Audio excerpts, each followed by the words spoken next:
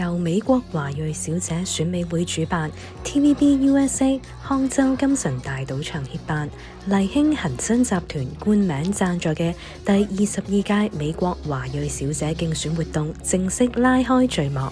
日前喺法拉盛喜來登酒店舉辦啟動新聞發佈會。Welcome to the 2025 Miss Chinese Beauty Pageant。選美會董事、行政總裁江耿輝先生、總裁何嘉琪小姐及營運總監阮建華先生進行咗開幕致辭。我們的22屆美國華裔小姐選美會的新聞發佈會，請允許我代表選美會。好，求你們的掌聲支持，我站在這裡說，希望呢就今次呢大家都可以俾啲意見我哋。當日出席活動嘅嘉賓包括 TVB USA 市場及營業部總監譚建榮、配合支持選美會嘅活動。康州金神大賭場國際市場部資深副總裁梁世傑。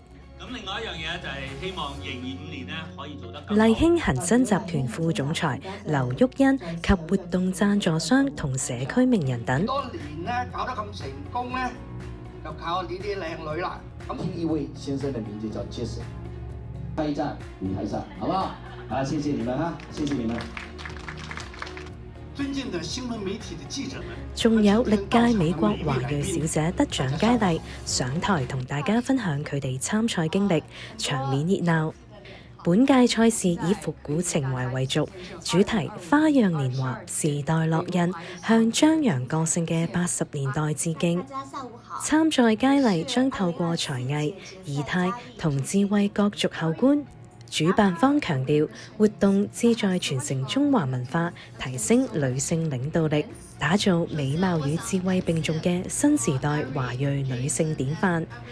2025年度美國華裔小姐競選現已開始接受報名，截止日期為5月31號。競選總決賽定於8月2號喺康州金神大賭場舉行。詳情請瀏覽 www.misschinisepageants.com 或者致電917-686-0866 646-378-8686查詢。